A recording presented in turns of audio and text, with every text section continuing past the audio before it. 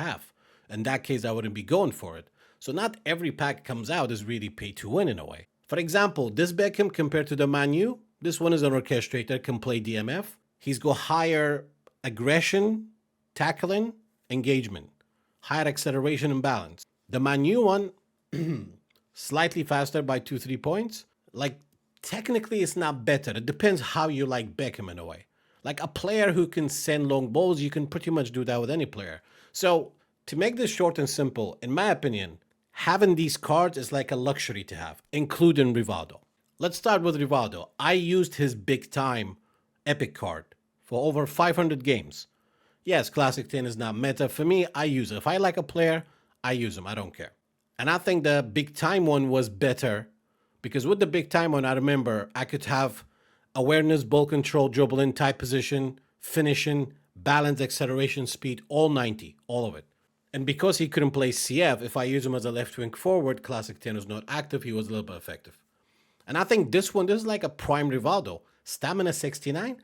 Didn't Rivaldo always start at the game anyway? The first thing you gotta do, give him fighting spirit. So if you use him as a left wing, if you don't want the, oh, he doesn't even play CMF. I was gonna say if you don't want creative playmaker to be active, just use him as a CMF because it won't be active. So he plays side mid, CMF, side mid, AMF, SS. I think creative playmakers are good if you play possession game or maybe out wide. So all three of them, in my opinion, even though Rivaldo kind of stands out in terms of the game of the meta, and when it comes to his skills, really, first thing I'm thinking, just give him fighting spirit or super sub, one of those. Beyond that, I think I made a little poster on YouTube community. Best skills for each position. If you're new to the game, have a read at that YouTube community post. You'll know what skills to give him.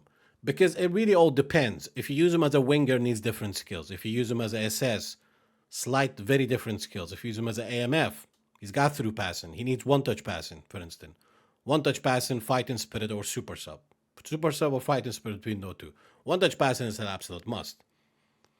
My first impression about these cards before I get them is just a quick review. And when I get them, I use them, then I go in depth detail. Then I recommend which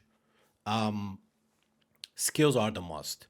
If I don't make a video about it, I'll post it on Discord, on YouTube, and so on. So for me, Rivaldo kind of stands out. Mendieta, creative playmaker again.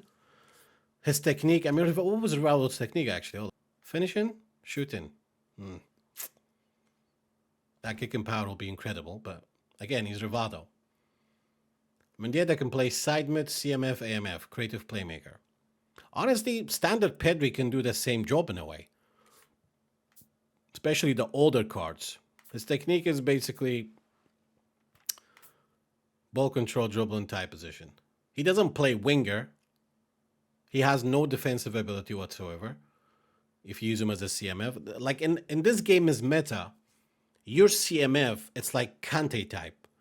Your DMF is always like Fabinho, Fabinho, Zakaria, Patrick Vieira, Anchorman type, Anchorman Destroyer. Your CMF is a guy in between your DMF and AMF. So that guy has to help out, link up with the defense, and also help out the AMF as well. So usually players like Kante, Mateos, or De Jong and so on. So he can be that guy. And if you use him, you face better players now in the ranking. So using somebody like him could be effective in position game, for instance. He goes to level 30. At base level, he's got decent acceleration, balance. Wingers without speed, it just doesn't work, man, unless you play position. Or you depend on left stick dribbling a lot. He's not a finisher guy, right?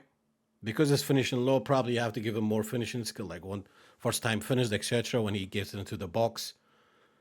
Passing is good. What does he got? Double touch, sombrero, soul control.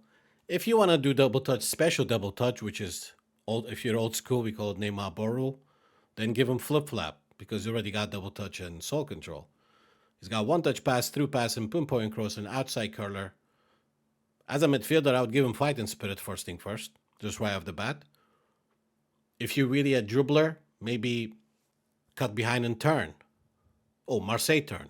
But if you're the type of player who would just fake shot, turn, go, pass, go, cut behind and turn out. But as I said, these are just a little bit of a quicker review review until I use them or face them. With David Beckham, as I said at the start of it, I mean, this is 29.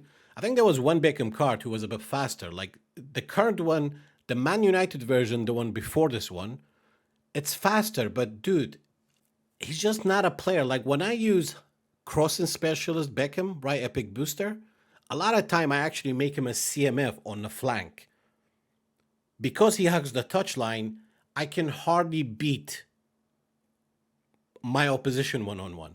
I even give him special double touch. That helps a little bit, you know?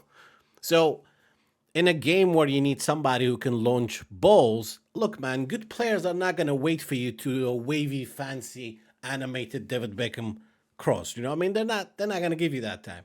If you face a proper old school meta with 4-3-3, long ball counter, defense on two fullback, three narrow strikers, his midfield is Kante, Patrick Vieira, and like by the time David Beckham waves his hair for that fucking ball, he's already got 7 men behind the ball, in a way. Is it fun? Yes, but a lot of time when he gets spanked too often, probably the fun factor goes away. But the big difference, yeah, I think this one has better defensive aggression and more acceleration. But speed-wise, yeah, I wouldn't use him on the wing. Orchestrator is not active as a right midfield, right? I know it's definitely not active as an AMF. He doesn't play AMF. So you're talking about a old school regista. These type of DMFs does not fit eFootball. Like if you play quick counter, long ball counter, your main defensive midfielder is Beckham, against good players, you're going to have problems. Big problems. Because his defensive awareness is 58. 58.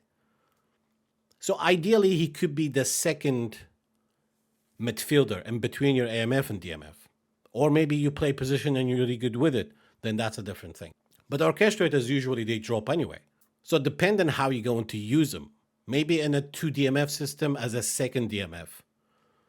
And for that reason, because he's an orchestrator, I definitely, first 2 skills that are important is blocker. Blocker is the main thing that comes to head. He's got one-touch passing, through passing, weighted pass, pinpoint crossing, dip and shot, long ranger. Yeah. Probably, what's his aggression? Probably blocker,